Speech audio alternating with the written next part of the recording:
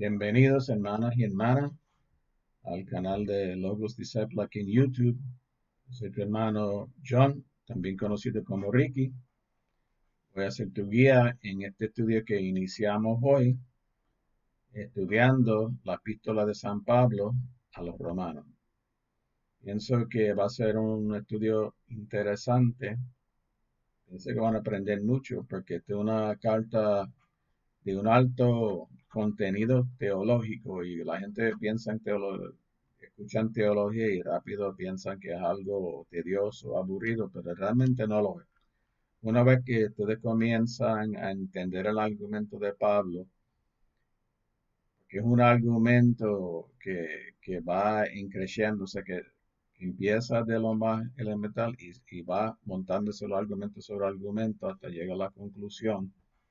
Vas a aprender mucho sobre la doctrina bíblica y máxime vas a entender qué significa la salvación y de qué estamos salvos, cómo Dios salva a los seres humanos, cómo Él aplica su justicia a los seres humanos.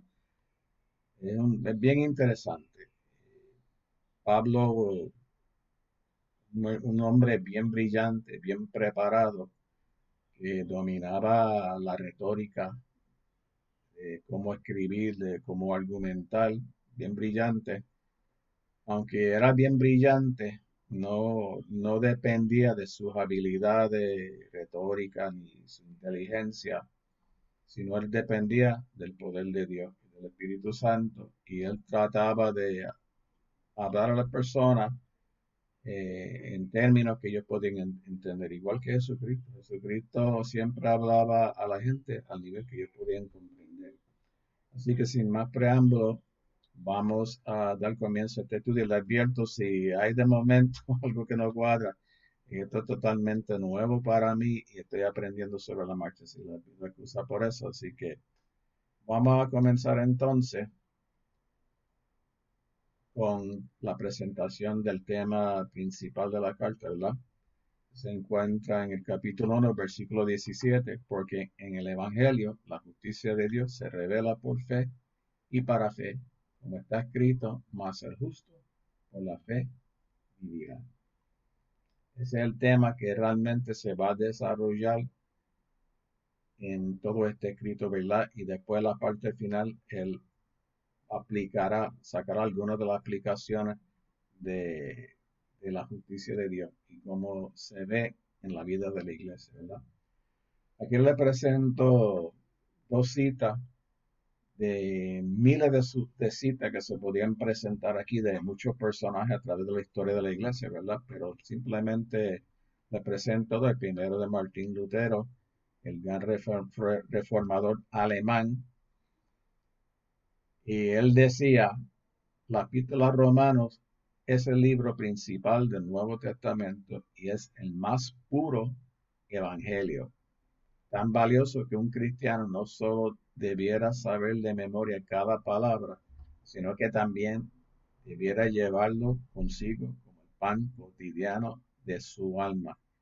Y esta presión de Martín Lutero pues, lo podemos apreciar y entender cuando uno conoce la vida de él y cómo por tanto tiempo él luchó para entender que Dios sí lo amaba y que Dios sí había hecho la provisión para sus pecados y que la justicia de Dios no era como él pensaba el castigo de Dios, sino era Dios justificándolo y reconciliándolo consigo mismo, ¿verdad? Así que cuando tú lees o si has visto la película, la más reciente sobre la vida de Martín Lutero, pues vas a entender por qué fue impactado tanto por el libro romano, porque él sintió que cuando descubrió esta gran verdad, que él había entrado al paraíso, son las palabras que decía. Entonces, la siguiente cita de un exégeta del siglo XIX, de Godet, se llama Godet.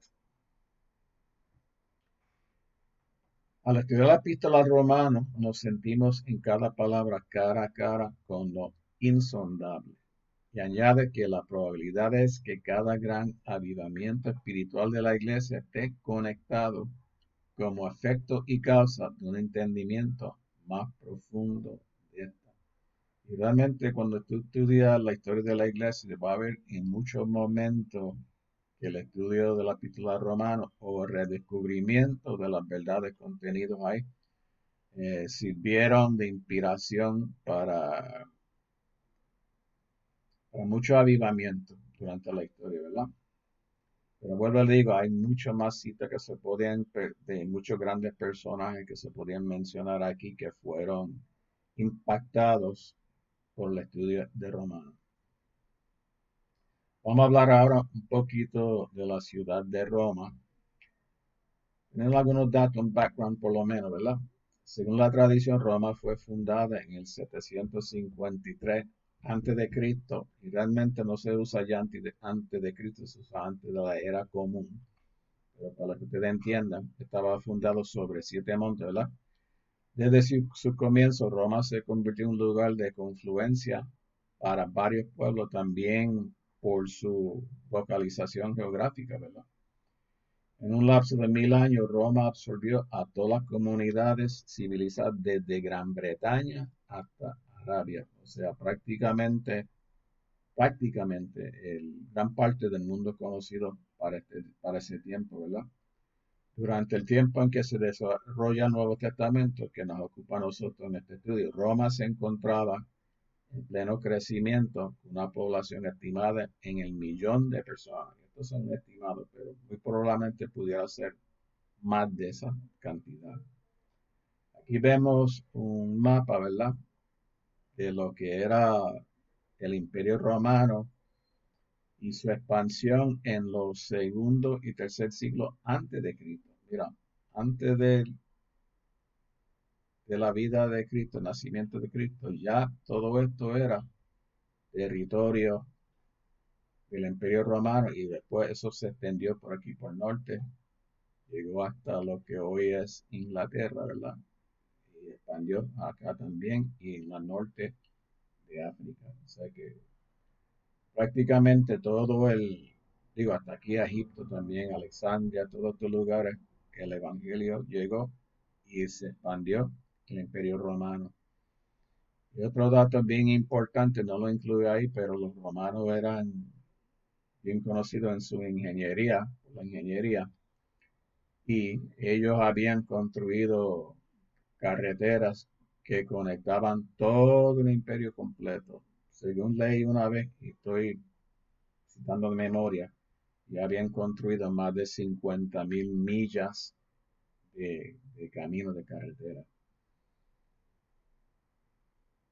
Okay. La ciudad de Roma era un foco de atracción para las naciones circundantes, por obviamente su poder económico, su política doméstica, los derechos tenidos de los ciudadanos y por el hecho de ser el asiento del gobierno del imperio. Tienen que entender, Roma había conquistado todo el mundo conocido.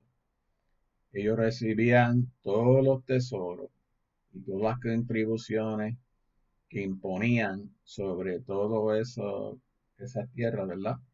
Y todo ese tesoro llegaba a Roma. Ellos habían conquistado todas estas naciones y habían traído muchas personas también como esclavos. Yo realmente no recuerdo ahora mismo qué cantidad era de esclavos habían, pero yo sé que en Roma, la capital, eh, toda la labor prácticamente se hacía por esclavos. Todas las personas que eran ciudadanos este, gozaban de mucha riqueza, de mucho tiempo de ocio. Y bueno, nosotros sabemos por lo que hemos vivido aquí en nuestra vida, cuando hay mucho tiempo de prosperidad también, es cuando también como las personas tienden a apartarse de todo lo que es Dios, todo lo que es religión, y sucumben ante las tentaciones y se desvían. Y bueno, más adelante lo vamos a ver en la carta como Pablo presenta la situación en Roma. Octavio da a Herodes el Grande el gobierno de Palestina y confirma los derechos de los judíos en Roma y en el imperio se les permite practicar su religión y sin imponerles práctica pagana. O sea que cuando Palestina es conquistado por Roma. Herodes el Grande es una historia bien, la verdad, bien interesante. Sería como una buena película. No sé por qué nadie ha hecho una película sobre la vida de él, pero porque él era un político bien sagaz y supo congraciarse con los romanos. Y él no era judío como si él era idumeo, pero él logró hacer negocio con los emperadores y él logró que lo nombraran a él como rey de Palestina. Este es Herodes el Grande. Después él tiene cuatro hijos. Cuando él muere, pues entonces todo lo que es su reino, pues dividido entre sus hijos. Pero lo importante es que había muchos judíos que se habían transportado como esclavos hasta Roma. Y lo interesante es que se les permitió practicar su religión sin imponerles prácticas paganas, porque más adelante comienza, yo no sé si fue antes o ahí mismo en el primer siglo, la reconocer al César como divinidad y honrarlo y hacerle culto como divinidad. O sea que era bien importante que por lo menos los judíos no se les impuso eso.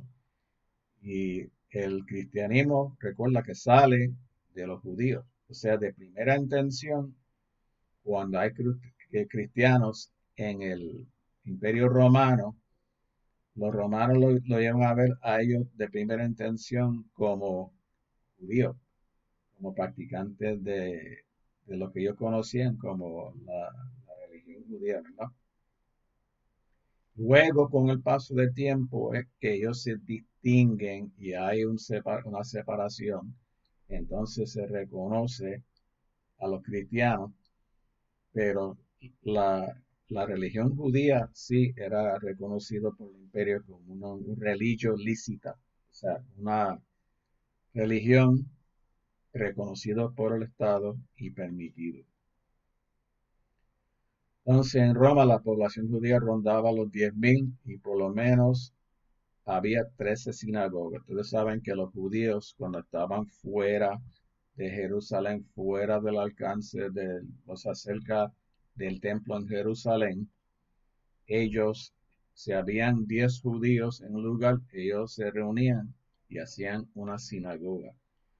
Y una nota también interesante que habían muchos romanos también que fueron atraídos a la fe hebrea, a la religión judía, ¿verdad?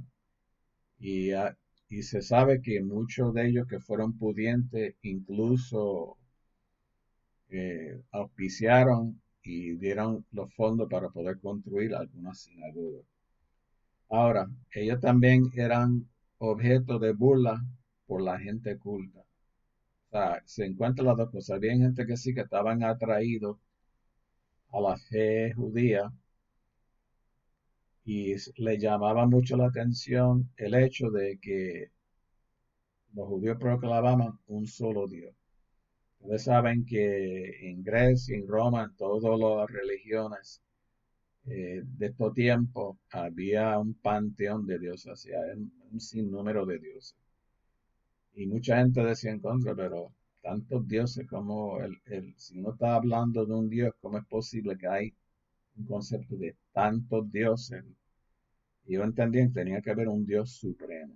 Y algunos de los filósofos del tiempo también estaban ya como descartando la idea de los muchos dioses y estaban inclinándose a un solo Dios. Pero como los judíos no participaban de las prácticas ni de la fiesta y no tiene que entender también, y lo leí una vez y mira que lo he buscado para buscar la cita, no la encuentro.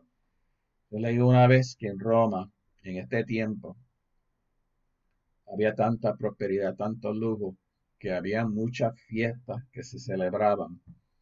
Y muchas veces esas fiestas eran de 1 y 2 semanas y eran pagados por el Estado. Eso incluía bebida, eso incluía comida.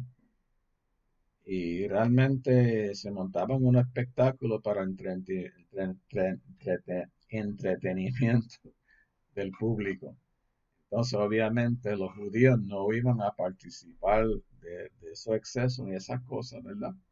Cuando se va formando ya el culto del Estado, que era una forma de el gobierno romano tratar de unir a todos estos pueblos que tenían sus diferentes religiones, por lo general, ellos permitían que cada cual practicaba su religión, pero se esperaba que en un momento dado, en unos sacrificios públicos, que ellos vinieran y quemaran por lo menos incienso y elevaran oración por el emperador.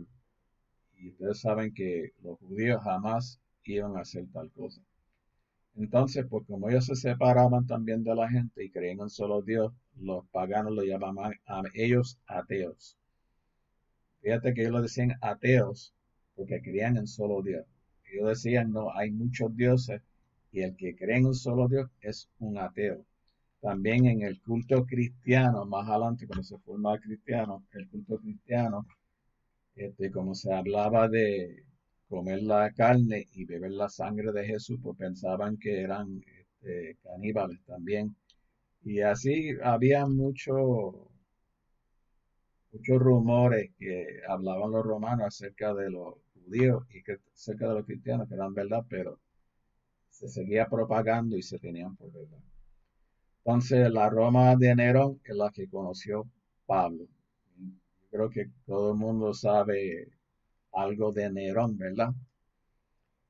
Nerón, cuando él comenzó a gobernar, pues fíjate, fue un gobernador bastante bueno, hizo muchas cosas buenas, pero a mitad de su gobierno como que cambió.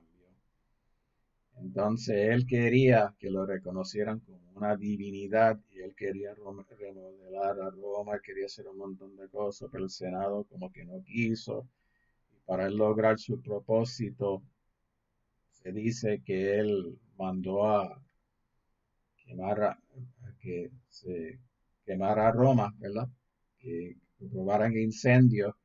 Entonces él aprovechó, como ya había este malestar contra los cristianos, los judíos, pero principalmente los judíos, para entonces echarle la culpa a ellos del fuego para poder, pero realmente aún los mismos paganos y escritores de ese tiempo, no, aunque no estaban de acuerdo con los cristianos, reconocían que los cristianos no eran capaces de hacer eso, porque la predicación de los cristianos era amar al prójimo, hacer el bien, así que eso no cabía en la mente, ¿verdad? Entonces, pues en aquellos tiempos la dignidad humana carecía de interés, excepto por la escuela de los filósofos que se llaman los estoicos, ¿verdad? O sea que la vida humana realmente no tenía mucho valor. Y entonces, en la Roma de Nerón eran común los suicidios, la superstición, la idolatría y la bajeza moral en cuanto a todo tipo de vicio. Los divorcios y adopciones eran abundantes, como el lujo y el desenfreno. Cualquier parecido a la actualidad, pues, es pura coincidencia, pero vemos y hemos visto, por lo menos en la misma historia de Israel en el Antiguo Testamento, cuando Israel llegó a ser una potencia reconocida en ese tiempo y fue una nación bien próspera, ahí mismo también fue cuando ellos moralmente empezaron a decaer y empezaron a obviar, a dejar de practicar todas las cosas que estipulaba la ley, ¿verdad? Y se fue creando como se iba dividiendo la sociedad, que en la sociedad israelita debería ser igualdad para todos. Se fue formando como una clase alta, como una clase élite, que empezaron a abusar de los que estaban más abajo, quitándoles sus propiedades y abusar todo tipo de abuso.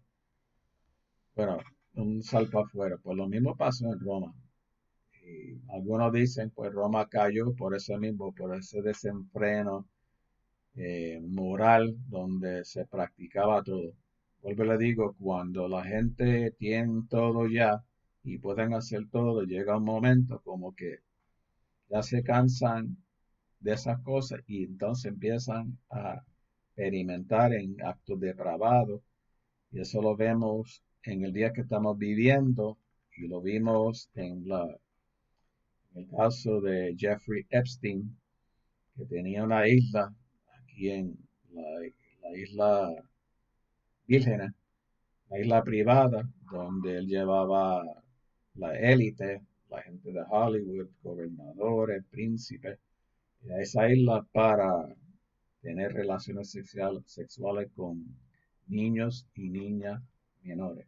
Pues más o menos lo mismo pasó en el tiempo de Roma. Había todo tipo de desenfreno y ni hablar de lo que hacían los emperadores en privado. Eso era cosa que no podemos ni mencionar aquí. O sea que había un despelote, pues no sé qué otra palabra explicarle, moral. Y vamos a ver que Pablo toca algunos de esos puntos en su escrito. Entonces, el origen de la iglesia en Roma, pues se desconoce. Realmente no hay una información clara y concisa respecto a cómo se formó la iglesia, ¿verdad? Se cree que fue fundada por cristianos que viajaban por las diferentes ciudades del imperio. No es imposible que el trabajo de evangelización hubiera sido comenzado por los visitantes de Roma, tanto judíos como prosélitos. O sea, pues si lees el libro de los Hechos de los Apóstoles, en capítulo 2, nos dice, y esto era común, el día de Pentecostés era una de las tres fiestas donde judíos de todas partes del imperio hacían un esfuerzo por llegar a Jerusalén a celebrar esa fiesta. Entonces, pues dice que habían, y lee capítulo 2 de hecho, más, vamos a ir directamente.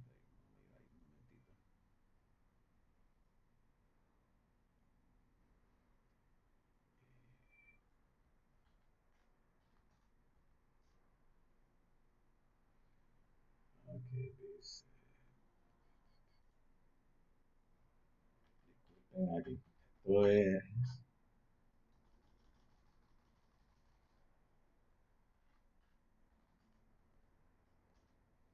okay. Aquí está hablando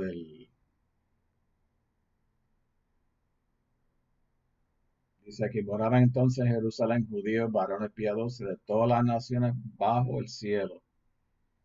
Y hecho este estruendo, refiriéndose a la llegada del Espíritu Santo, se juntó la multitud y estaban confusos porque cada uno les oía hablar en su propia lengua. Estaban atónitos y maravillados diciendo, mirad, no son Galilea todos estos que hablan. O sea que había descendido el Espíritu Santo sobre los apóstoles que eran Galileos. Entonces de momento ellos están hablando en idiomas de muchos países, muchas naciones, ¿verdad? ¿Cómo pues les oímos nosotros hablar cada uno nuestra lengua en la que hemos nacido? Partos, medos, elamitas, los que habitamos en Mesopotamia, en Judea, en Capadocia, en el Ponto, en el Asia, en Frigia, en Pamfilia, en Egipto, en las naciones de África más allá de Sirene, y romanos aquí residentes, tantos judíos como prosélitos, cretenses y árabes. Les oímos hablar en nuestra lengua la maravilla de Dios. Right? Ahí podemos suponer, podemos inferir que algunos de esos que estaban en la fiesta de Pentecostés, pues regresaron a Roma y los cristianos se buscaban uno al otro, empezaron a reunirse para compartir, ¿verdad? Para orar y para la escritura, que la escritura en ese tiempo sería el Antiguo Testamento, ¿verdad? Y como Roma era el centro del mundo conocido y el dicho era que todos los caminos conducen a Roma, pues podemos suponer que los cristianos iban llegando poco a poco allí. Sabemos que Pablo se convierte creo que como 10 años después de Pentecostés. Y él empieza a evangelizar, pues, ¿sabe? Él empezó a evangelizar por todo Asia primero, pero él quería llegar a Roma, pero no podía llegar. Y por X o Y razón, pues ninguno de los apóstoles llegaron hasta Roma. O sea que la iglesia fue fundada por los mismos creyentes, podemos suponer, ¿verdad? Entonces hay una teoría de que Pedro fundó la iglesia, y esto es insostenible, pero esto no quita que Pedro haya estado en algún tiempo en Roma y que allí o en las inmediaciones sufrió martirio. Porque aparte de récord bíblico, hay escritos y tradiciones extrabíblicas, o sea, que fuera de la Biblia, que dicen que Pedro sufrió martirio en Roma, ¿verdad? O sea, que en algún momento tiene que haber llegado a Roma. Y también, pues, la Iglesia Católica quiso hacer una sucesión apostólica a partir de Pedro, entendiendo que cuando Pedro dice sobre esta roca estableceré mi iglesia, que se estaba hablando de Pedro como el primer apóstol, eh, o sea, como el primer apóstol y que todos los apóstoles tenían que suceder de él. Es una tradición que quería imponer Roma, ¿verdad? Pero es insostenible. No hay información de que él hubiera ido ahí ni hubiese predicado ahí. Entonces, la primera vinculación escrituraria entre Pablo y la iglesia de Roma se halla en Hechos 18:2. Vamos allí a Hechos 18:2.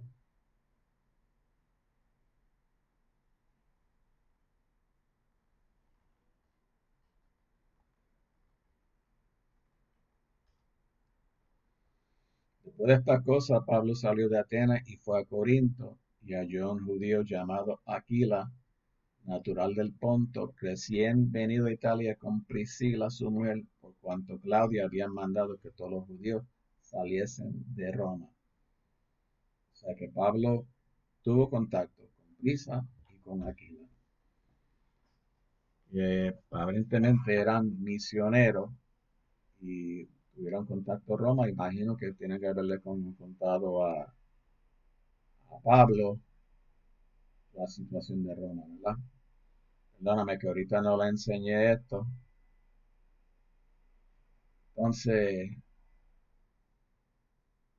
hay un dato que en el año 49 de la era común, el Claudio expulsó de Roma a los judíos, pues, supuestamente un amotinamiento que se formó sobre un tal Crestus, que entendemos que es Cristo.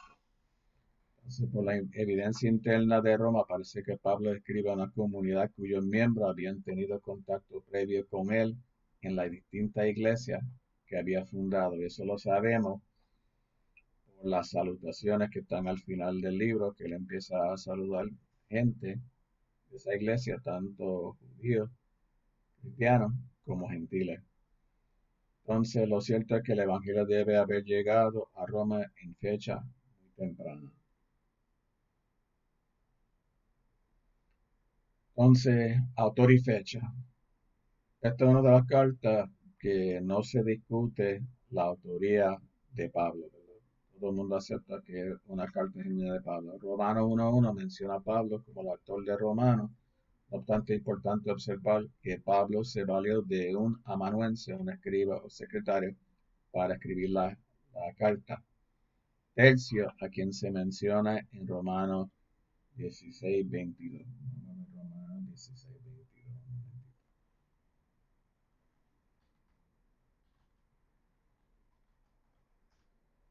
Yo, Tercio, que escribí la epístola, os saludo en el Señor.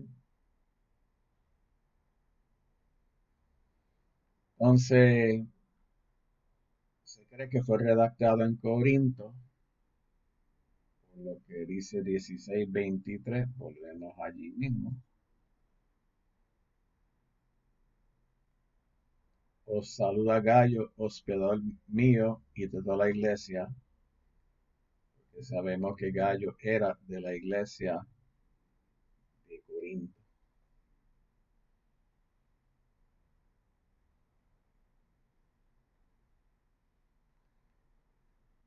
Ok.